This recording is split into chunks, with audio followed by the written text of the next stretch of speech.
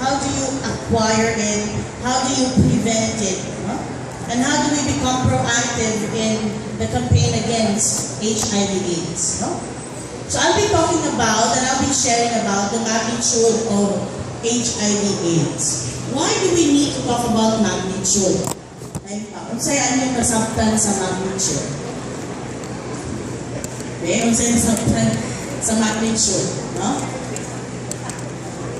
I think almost 80% of you have been holding your cell phone for the last 1 hour, no? So, unsa ka ng magnitude? If we say, for example, magnitude, what does it tell us?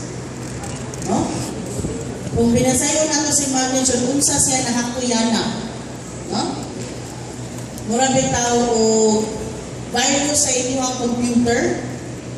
Yeah, without you knowing, saksak mo dito. This is a classic example of Brother Paul. Saksak mo dito without you knowing, uy, huwag kang magtanan ng files. Then, pasa ni mo ang imuhang USB nga sa imuhang laptop. No? Huwag kang punta ng files. So, everyone else who uses the same gadget and uses the same access loses file. And that's a magnitude. Imagine, huwag tayo mong thesis, huwag tayo mong term paper, huwag tayo mong report, and so on. So, the magnitude of losing the file is very wide. So, unsa ka kuyana ang HIV/AIDS din sa Pilipinas? Please. And by the way, can you go back a little? Before we proceed to the details, I'd like to introduce the partners, no? In the advocacy on HIV/AIDS, it does not define a religion. It does not define a faith. It does not define an organization.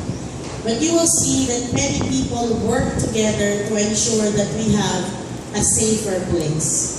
At the back, no, ang dina-announce ng Mansukan Kapaganina, at the back we have our partners from the Visayas Community Medical Center, katutol mo sa VCMC. It's along Osmeña Boulevard. And they come from a center in VCMC called Balay Balintawasno.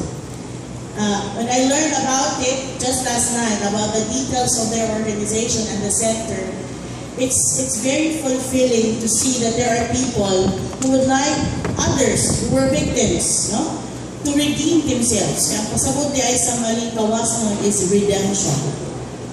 No? Sometimes we are at the pit of our experience. We are at the bottom of our lives. So how do we redeem ourselves?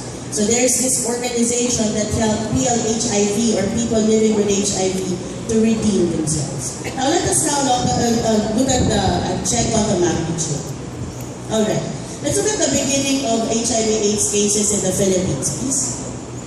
Okay, so nagsugod siya na nakitaan ang phenomenon of HIV and the signs and symptoms of people living with HIV as early as 1978. Wapa ko nabuhat sa kumamagpapa, no?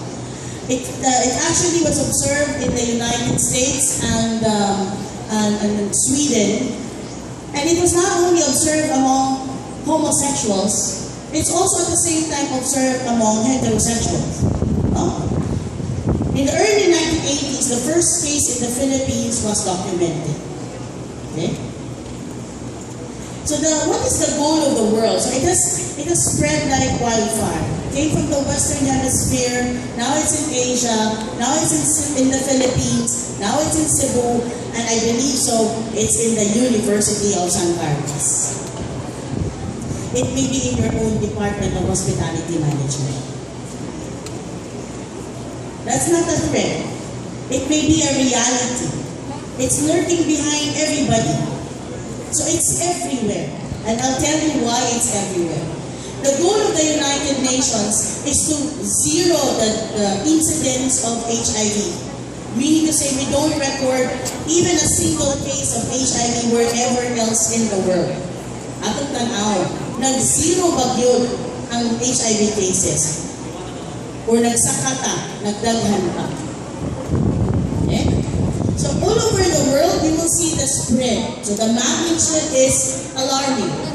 It is even called a pandemic. No? It is affecting each and every individual, only that there are vulnerable key population. And mind you, your group, your age